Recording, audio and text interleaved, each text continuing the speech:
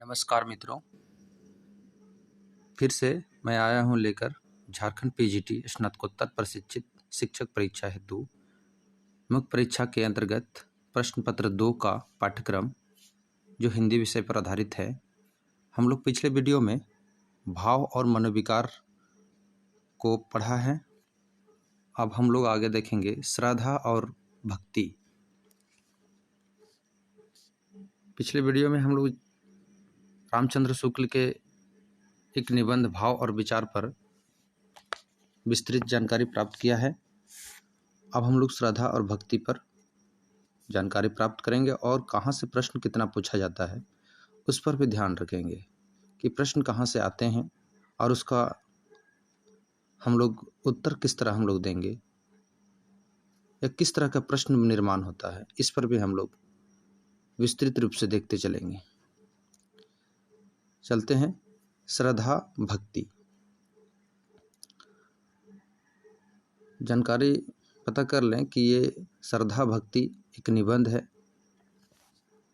किसी मनुष्य के जन साधारण से विशेष गुणा व शक्ति का विकास देश उसके संबंध में जो एक अस्थायी आनंद पद्धति हृदय में स्थापित हो जाती है उसे श्रद्धा कहते हैं। इसको भी ध्यान में रखा जाए। इसमें भी प्रश्न बनता है कि श्रद्धा क्या है। श्रद्धा महत्व की आनंदपूर्ण स्वीकृति के साथ साथ पूज्य वृद्धि का सच्चार है। यदि हमें निश्चय हो जाएगा कि कोई मनुष्य बड़ा वीर, बड़ा सज्जन, बड़ा गुणी, बड़ा दानी, बड़ा विद्वान, बड़ा परोपकारी व बड़ा धर्मात्मा है तो वह हमारे आनंद का एक विषय हो जाएगा। हम उसका नाम आने पर प्रशंसा करने लगेंगे, उसे सामने देख आदर से सिर नवाएंगे। किसी प्रकार का स्वार्थ न रहने पर भी हम सदा उसका भला चाहेंगे, उसकी बढ़ती से प्रसन्न होंगे और अपनी पोषित आनंद पद्धति में व्याघात पहुंचाने के कारण उसकी निंदा ना सह सकेंगे। इसी को श्रद्धा कहते हैं। इससे सिद्ध होता है कि जिन कर्मों के प्रति श्रद्धा होती है उनका होना संसार को वांछित है। यही विश्व कामना श्रद्धा की प्रेरणा का मूल है। यानी जिसके प्रति हमें श्रद्धा हो उसकी हर एक गतिविधि हमें पसंद आती है। प्रेम और श्रद्धा में अंतर यह है कि प्रेम प्रिय के स्वाधीन कार्यों पर उतना निर्भर नहीं, कभी कभी किसी का रूप मात्र उसमें उसका कुछ भी हाथ नहीं, उसके प्रति प्रेम प्रसन्न होने का कारण होता है। पर श्रद्धा ऐसी नहीं है। किसी की सुंदर आँख या नाक देखकर उसके प्रति श्रद्धा नहीं उत्पन्न होगी, प्रीति उत्पन्न हो सकती है। यानी किसी के प्रति हम अगर प्रेम होती है तो उसके पूरे शरीर को देखकर, उसके नाक मुंह, उसके चाल ढाल को देखकर हम उस पर आकर्षित हो सकते हैं। उसको प्रेम या भक्ति कहेंगे। प्रेम के लिए इतना ही बस है कि कोई मनुष्य हमें अच्छा लगे, पर श्रद्धा के लिए आवश्यक है कि कोई मनुष्य किसी बात में बढ़ा हुआ होने के कारण हमारे सम्मान का पात्र हो। श्रद्धा का व्यापार स्थल विस्तृत है, प्रेम का एकांत। ये पूछा जाता है। श्रद्धा का व्यापार स्थल विस्तृत है और प्रेम का एकांत ये किस निबंध पर है लिखा हुआ है, ये प्रश्न पूछा जाता है। रखने वाले दो ही एक मिलेंगे, पर उस पर श्रद्धा रखने वाले सैकड़ों, हजारों, लाखों या करोड़ों मिल सकते हैं। सच पूछिए तो इसी श्रद्धा के आश्रय से उन कर्मों के महत्व का भाव दृढ़ होता रहता है जिसे धर्म कहते हैं और जिनसे मनुष्य समाज की स्थिति है। कर्ता से बढ़कर कर्म का स्मारक दूसरा नहीं। कर्म की क्षमता प्राप्त करने के लिए बार बार कर्ता ही की ओर आँख उठाती है। कर्मों से कर्ता की स्थिति को जो मनोहरता प्राप्त हो जाती है, उस पर मुग्ध होकर बहुत से प्राणी उन कर्मों की ओर प्रेरित होते हैं। कर्ता अपने सत्कर्म द्वारा एक विस्तृत क्षेत्र में मनुष्य के सद्वृत्तियों के आकर्षण का एक शक्ति केंद्र हो जाता है। जिस समाज में किसी ऐसे ज्योतिषमान शक्ति केंद्र का उदय होता है, उस समाज में भिन्न भिन्न आँखों से शुभ कामनाएं मेवखंडों के समान उठकर तथा एक और एक साथ अग्रसर होने के कारण परस्पर मिलकर इतनी घनी हो जाती है कि उनकी घट्टा भी उमड़ पड़ती है और मंडल की ऐसी वर्षा होती है कि सारे दुख और क्लेश बह जाते हैं। यानी कि जो श्रद्धा और भक्ति है, वो दोनों में मुख्य रूप से अंतर यह है कि श्रद्धा किसी के कार्य से आदमी प्रेरित होता है और भक्ति या प्रेम किसी के आकर्षण मात्र से है। हमारे अंतःकरण में प्रिय के आदर्श रूप का संगठन शरीर या व्यक्ति मात्र के आश्रय से हो सकता है, पर श्रद्धेय आदर्श रूप का संगठन उसके फैलाए हुए कर्म तंतु के उपादान से होता है। प्रिय का चिंतन हम आँख मूंदे हुए संसार को भुलाकर करते हैं, पर श्रद्धेय का चिंतन हम आँख खोले हुए संसार का कुछ अंश सामने रख कर करते हैं। यदि प्रेम स्वप्न है तो श्रद्धा जागरण। ये प्रश्न बहुत बार पूछा जाता है, ये कथन किस निबंध से लिया गया है? बार बार ये प्रश्न पूछा गया है, कई महत्वपूर्ण प्रतियोगिता प्रश्नों में पूछा गया है। तो यदि प्रेम स्वप्न है तो श्रद्धा जागरण है। प्रेमी प्रिय को अपने प्रेम में केवल 2 पक्ष होते हैं, श्रद्धा में 3 होते हैं। प्रेम में कोई मध्यस्थ नहीं, पर श्रद्धा में मध्यस्थ अपेक्षित है। प्रेमी और प्रिय के बीच कोई और वस्तु अनिवार्य नहीं, पर श्रद्धालु और श्रद्धेय के बीच कोई वस्तु चाहिए। इस बात का स्मरण रखने से यह पहचानना उतना कठिन ना रह जाएगा कि किसी के प्रति किसी का कोई आनंदतागर्त भाव प्रेम है या श्रद्धा।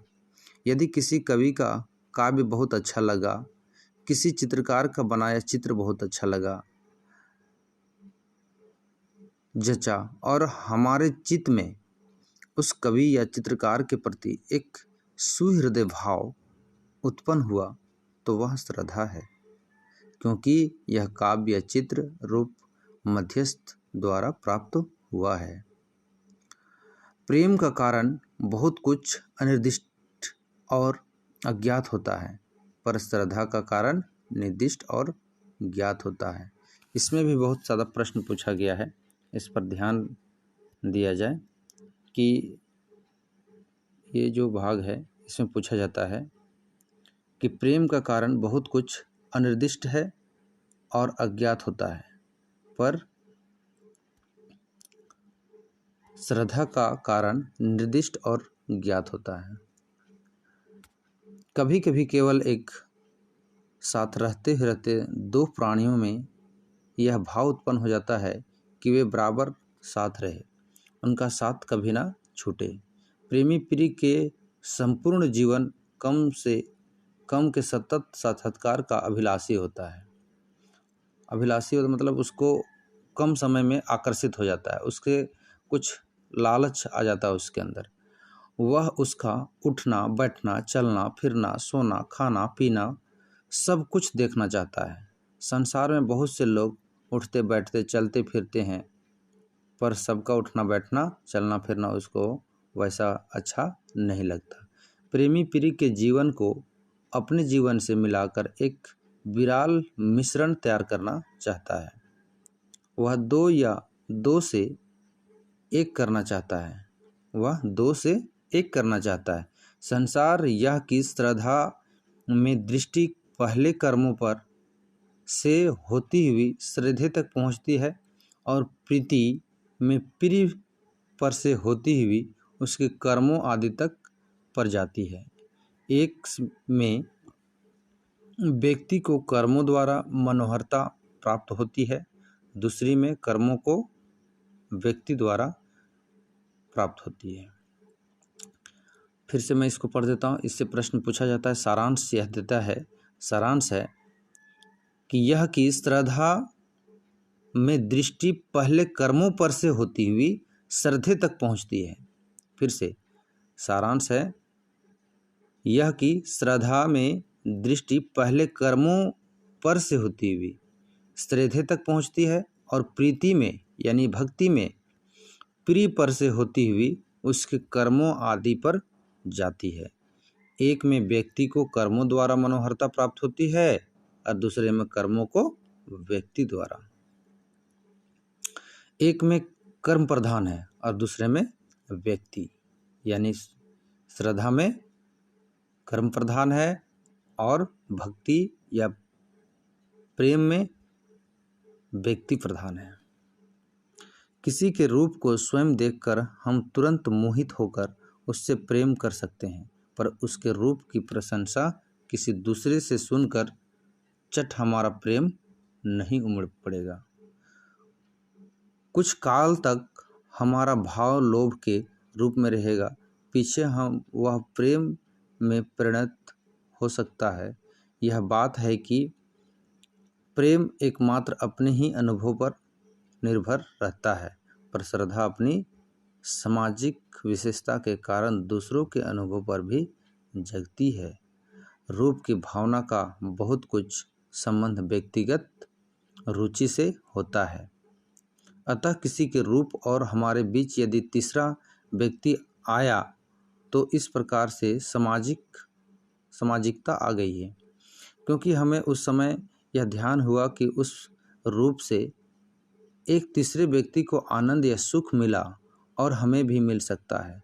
जब तक हम किसी के रूप का बखान सुनकर वाह वाह करते जाएंगे, तब तक हम एक प्रकार के लोभी अथवा रिझने वाले या क्रंदान की कहलाएंगे।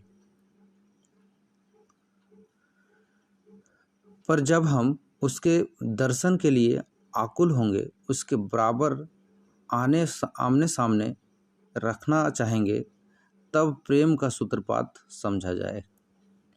श्रद्धा भाजन पर श्रद्धावान अपना किसी प्रकार का अधिकार नहीं चाहता, पर प्रेमी प्रिय के हृदय पर अपना अधिकार चाहता है। ये प्रश्न भी पूछा जा चुका है। श्रद्धा भाजन पर श्रद्धावान अपना किसी प्रकार का अधिकार नहीं चाहता, पर प्रेमी प्रिय के हृदय पर अपना अधिकार चाहता है। तभी तो लड़का और लड़की में लड़ाई हो जाता है कि हम तुम्हारे पे अधिकार है मेरा, इस तरह बोल के वो उसको अपना अधिकार जताता है। लेकिन श्रद्धे जो होता है या श्रद्धावान जो होता है, वो कभी अपना अधिकार नहीं जताता है। श्रद्धा एक सामाजिक भाव है, ये भी प्रश्न पूछा जाता है। श्रद्धा एक सामाजिक भाव है। इसे अपनी श्रद्धा के बदले में हम श्रद्धे से अपने लिए कोई बात नहीं चाहते। श्रद्धा धारण करते हुए हम अपने को उस समाज में समझते हैं जिसके किसी अंश पर, चाहे हम व्यष्टि रूप में उसके अंतर्गत ना भी हो, जानबूझकर उसे कोई शुभ प्रभाव डाला। श्रद्धा स्वयं ऐसे कर्मों के प्रतिकार में होती है जिनका शुभ प्रभाव अकेले हम पर नहीं बल्कि सारे मनुष्य समाज पर पड़ सकता है।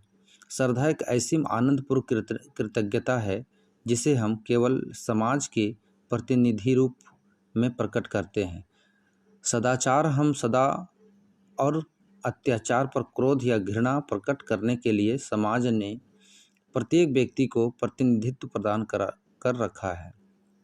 यह काम उसने इतना भारी समझा है कि उसका भार सारे मनुष्यों को बांट दिया है। दो चार माननीय लोगों के लिए सिर पर नहीं छोड़ रखा है। जिस समाज में सदाचार पर श्रद्धा और अत्याचार पर क्रोध प्रकट करने के लिए जितने ही अधिक लोग तत्पर पाए जाएंगे, उतना ही वह समाज जागृत समझा जाएगा।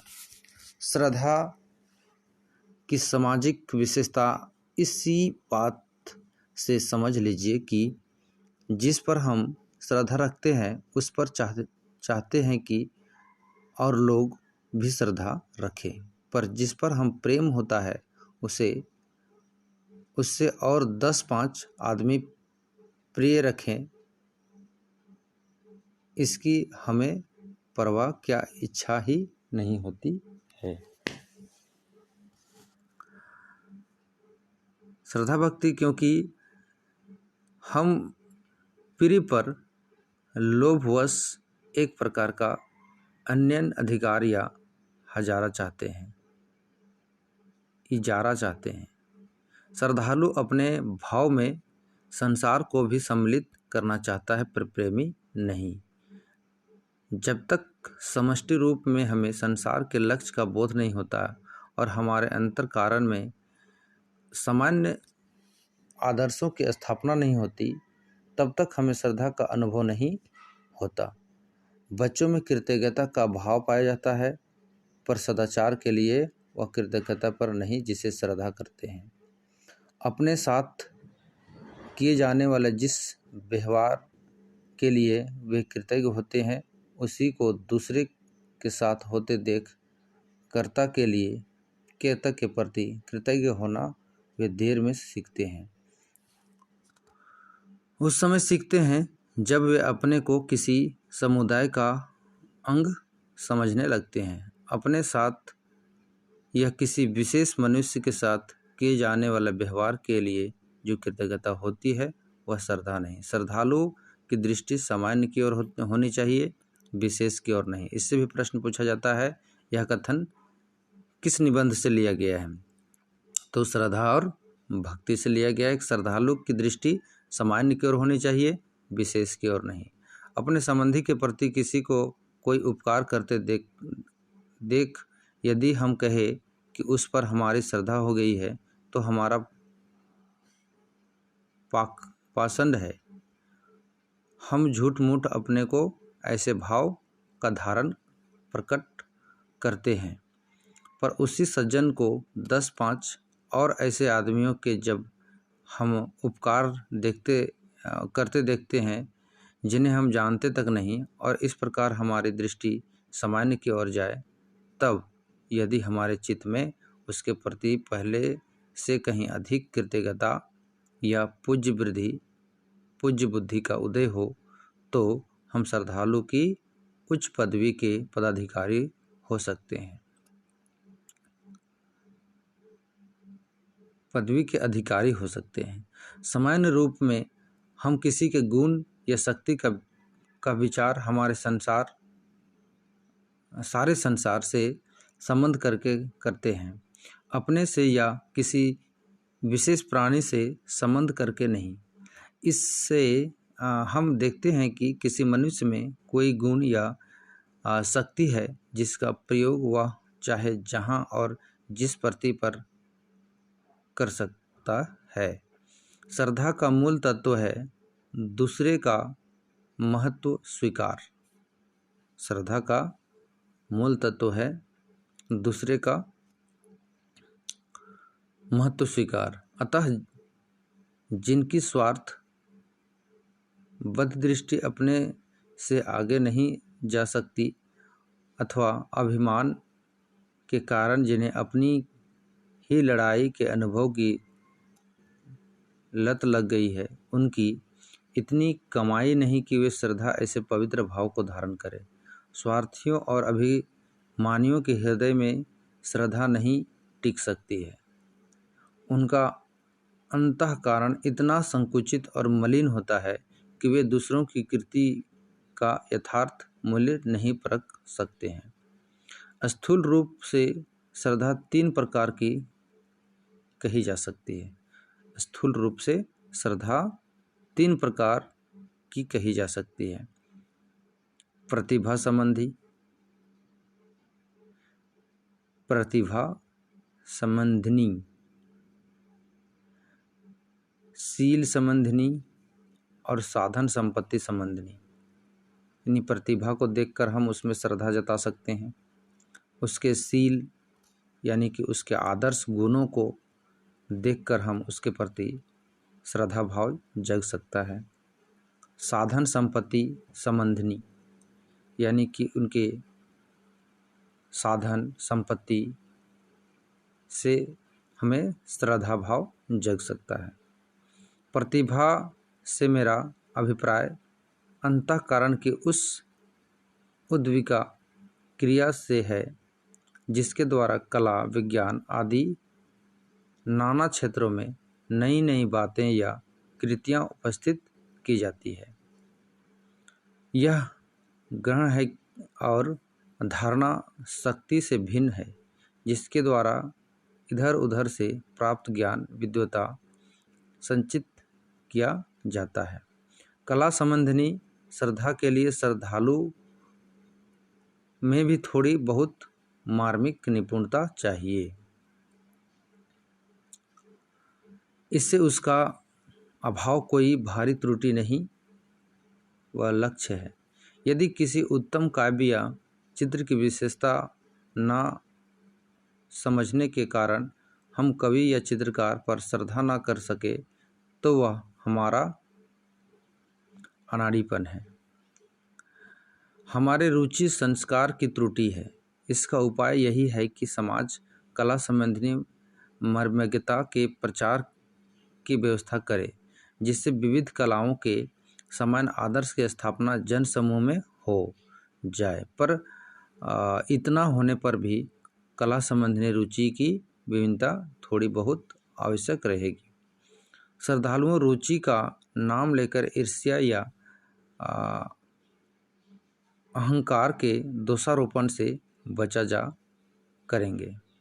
पर शील संबंधिनी श्रद्धालु प्रत्येक व्यक्ति का कर्तव्य है।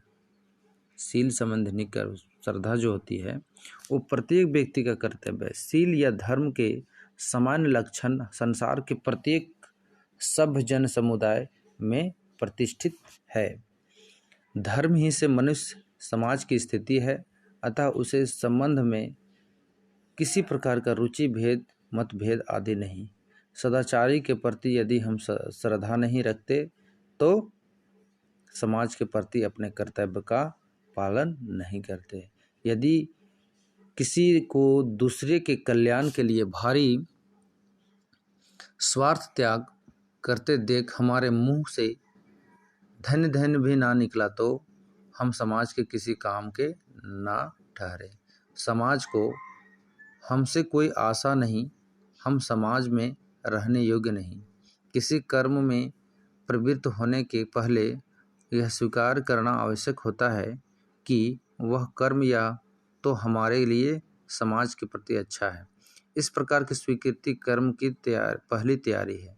श्रद्धा द्वारा हम यह आनंदपूर्वक स्वीकार करते हैं कि कर्म के अमुक अमुक दृष्टांत धर्म के हैं, अतः श्रद्धा धर्म की पहली सीढ़ी है। श्रद्धा जो होती है वो धर्म की पहली सीढ़ी है। धर्म के इस प्रथम सोपान पर प्रत्येक मनुष्य को रहना चाहिए, जिससे जब कभी अवसर आए तब वह कर्म रूपी दूसरे सोपान पर हो जाए। अब रह गई साधन संपत्ति संबंधिनी श्रद्धा की बात। यहाँ पर अब ये तीसरा नंबर आ गया साधन संपत्ति संबंधिनी श्रद्धा की बात।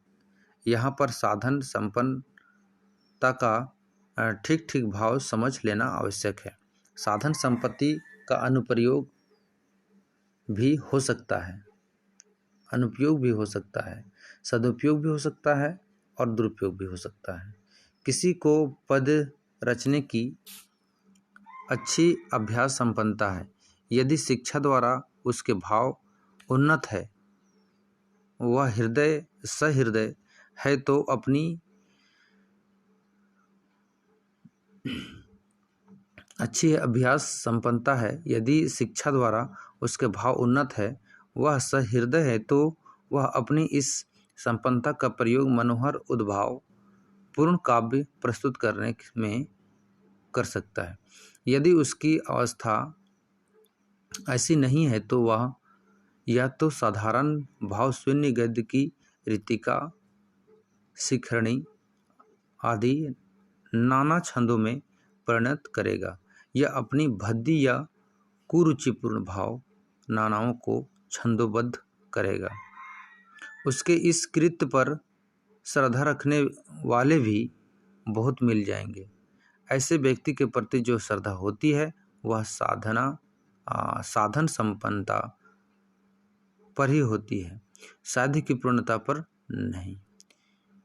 देसी कारीगरी, चित्रकारी, संगीत आदि में नियम पालन के अभ्यास द्वारा प्राप्त इस साधन संपन्न ही पर इधर बहुत दिनों के अधिक ध्यान दिया जाने लगा था और मानव हृदय पर इन मनोहारी कलाओं के प्रभाव का बहुत कम विचार होने लगा था।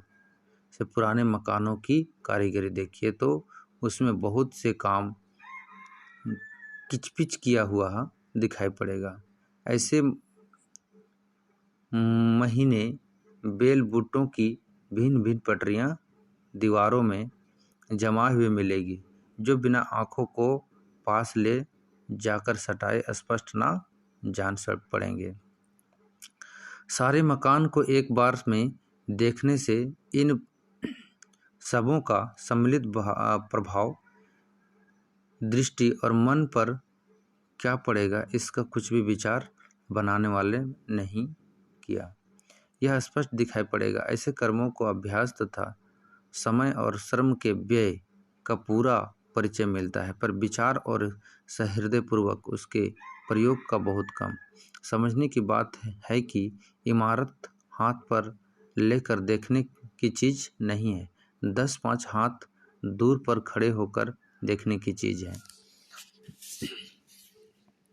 इसमें भी प्रश्न पूछा है, समझने की बात है कि इमारत हाथ पर लेकर देखने की चीज़ नहीं है, 10-5 हाथ दूर रहकर खड़े होकर देखने की चीज़ है। चित्रकारी की दशा इसी प्रकार हो गई थी। राधा कृष्ण कदम के नीचे खड़े हैं। कदम की एक एक पत्ती अलग अलग बारीकी के साथ बनी दिखाई पड़ती है। राधा की चुनरी की एक एक बूटी बड़ी सावधानी और मेहनत के साथ बनाई गई है। देखने वाले को यह नहीं जाना पड़ता कि कुछ दूर पर खड़ा होकर कदम और राधा कृष्ण को एक साथ देख रहा है, बल्कि यह जान पड़ता है कि कभी 2 पत्तियां गिनने के लिए वह पेड़ पर चढ़ता है और कभी नमूना लेने के लिए चुनरी हाथ में लेता है। ऐसी रचनाओं के प्रति यदि श्रद्धा प्रकट की जाएगी तो वह अभ्यास, श्रम और बारीकी अर्थात साधन संपन्नता के विचार से होगी, साध्य की पूर्णता अर्थात कला के विचार से नहीं, जिसका उद्देश्य मानव हृदय पर मधुर भाव डालना है।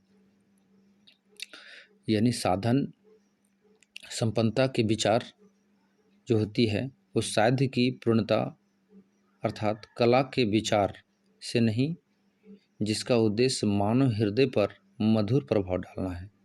संगीत के 5-5 देखकर भी हठयोग याद आता है। जिस समय कोई कलावंत पक्का गाना गाने के लिए 8 अंगुल मुंह फैलाता है और आ करके विकल होता है, उस समय बड़े बड़े धीरों का धैर्य टूट जाता है। दिन भर चुपचाप बैठे रहने वाले बड़े बड़े आलसियों का आसन डिग जाता है। तो संगीत नाद की मधुर गति द्वारा मन में माधुर्य का संचार करने के लिए था। वह पर पक्के लोगों के हाथ में पकड़कर केवल स्वरग्राम की लंबी चौड़ी कवायद हो गया। श्रद्धालुओं के अंतःकरण की मार्मिकता इतनी स्तब्ध हो गई कि एक खरस्वान के गले से भी इस लंबी कवायद के ठीक उतरते देख उनके मुंह से वाह वाह ओहो निकलने लगेगा। काव्य पर शब्दालंकार आदि का बोझ लदा गया कि उसका सारा रूप ही छिप गया। बात यह हुई कि इन विविध कलाओं के जितने अभ्यास गम्य और श्रम साध्य अंग थे वे तो हद से बाहर घसीटे गए और जितने सहृदय से संबंध रखने वाले थे उन पर ध्यान ही ना रहा। यदि ये कलाएं मूर्तिमान रूप धारण करके सामने आती दिखाई पड़ता कि किसी को जलोदार हुआ है, किसी को फीलपाव, जलोदार और फीलपाव इसको समझना चाहिए। इनकी दशा सोने और रत्नों से जड़ी गुठली धार की तलवार की सी हो गई। किसी मनुष्य में बहुत अधिक शारीरिक बल देख उस पर जनसाधारण की श्रद्धा होती है और होनी चाहिए। प्रोफेसर राममूर्ति को मोटर रोकते, लोहे के मोटे मोटे सीकड़ तोड़ते, छाती पर 40 मन का पत्थर रखते और हाथी खड़ा करते और गाड़ी तोड़ते देख उसके शरीर बल के कारण उन पर श्रद्धा होती है। तब इस संपन्नता का वे सदुपयोग भी करते हैं, दुरुपयोग भी कर सकते हैं और अनुप्रयोग भी कर सकते हैं। वे इसके द्वारा किसी भारी संकट से अपनी या दूसरे की रक्षा भी कर सकते हैं और किसी निरपराध को पीड़ित भी कर सकते हैं। पर हमारी श्रद्धा बिना सदुपयोग या दुरुपयोग की भावनाओं की कल्पना किए शुद्ध साधन संपन्नता ही पर होती है। कोरे विद्वानों के प्रति जो श्रद्धा होती है वह भी साधन संपन्नता ही के संबंध में होती है, उसके प्रयोग की निपुणता या प्रतिभा पर निर्भर नहीं होती। विद्वता किसी विषय की बहुत सी बातों की जानकारी का नाम है, जिसका संचय बहुत कष्ट, श्रम और धारणा में से होती है। यह बात विद्वान की प्रतिभा पर निर्भर है कि वह ज्ञान का भंडारी और उपयोगकर्ता दोनों को, अर्थात वह उत्तम चिंतक, वक्ता, लेखक, अन्वेषक या कवि भी होकर उस संचित साधन का उपयोग करे और अपने मूल विचारों को प्रभावपूर्ण प्रकाश करे। यदि विद्वान में यह प्रतिभा नहीं है, वह शक्ति नहीं है, तो अपने संचित जानकारी को कला कुशल और प्रतिभाशाली लेखकों का या तत्वान्वेषकों के सामने रख दें कि वे अपने आवश्यकतानुसार काम लें। इस रीति से उसकी विद्वता सामाजिक उपयोग से आ जाएगी। भिन्न भिन्न मानसिक संस्कार के लोगों में किसी विषय के संबंध रखने वाले दो भिन्न भिन्न मात्रा की हुआ करती है। यदि किसी को शारीरिक बल, साहस या चतुराई या अत्यंत अधिक श्रद्धा है तो वह उसका दुरुपयोग देखकर भी बनी रह सकती है। अत्याचारियों के बल, डाकुओं के साहस और लंपटों की चालाकी की तारीफ संसार में थोड़ी बहुत होती ही है। एक बात है, यदि किसी पर किसी एक विषय में अत्यंत अधिक श्रद्धा है तो उसकी अन्य विषयों की त्रुटियों पर ध्यान नहीं जाता, और कभी ध्यान भी जाता है तो वे भी सुहावनी लगती है। कोई प्रतिभाशाली कवि विलासप्रिय, मद्यप या सनकी है तो अत्यंत काव्य प्रेमा होंगे। उनकी घृणा को उसके दुर्गुण पूर्ण रूप से आकर्षित ना कर सकेंगे। यहाँ तक कि उसके इन दुर्गुणों की चर्चा भी वे बड़ी रुचि के साथ करेंगे और सुनेंगे। बात यह है कि मनुष्य का अंतःकरण एक है, उसकी एक साथ दो परस्पर विरुद्ध स्थितियां नहीं हो सकती। इस प्रकार की मानसिक स्तब्धता को श्रद्धांधता कह सकते हैं। यदि श्रद्धांध समाज ने उतना अनर्थकारी नहीं हो सकता, उतना अपराधी नहीं ठहराया जा सकता जितना मदांत, क्रोधांत या ईर्ष्याधांत। पर उसकी श्रद्धा के बढ़ते बढ़ते क्रियामय मान्य रूप धारण करने पर और शील संबंधी चेतना को बिल्कुल जवाब मिल जाने पर समाज के अनिष्ट में ब्याज से सहायता पहुंच जाती है। यदि किसी सर्वव्यापी और मगध कवि पर अत्यंत श्रद्धालु होकर कोई उसकी आर्थिक सहायता करता है तो उस पर श्रद्धेय और उपद्रव का थोड़ा बहुत उदारता आवश्यक होता है, जो कवि जी अपन सहवर्तियों के बीच करने में समर्थ होते हैं। यदि किसी पहलवान के बल पर प्रसन्न होकर कोई उसे पलवा पूरी कर खाने के लिए कुछ महीना बांधता है तो उसके गुंडेपन के कारण लोगों को पहुंची हुई पीड़ा के दोष का काम है।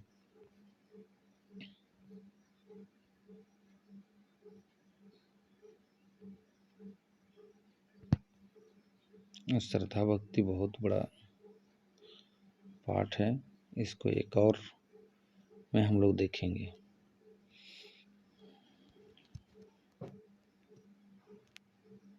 श्रद्धा भक्ति को हम लोग यहीं पे समाप्त करते हैं। एक और बनाना होगा वीडियो इसका।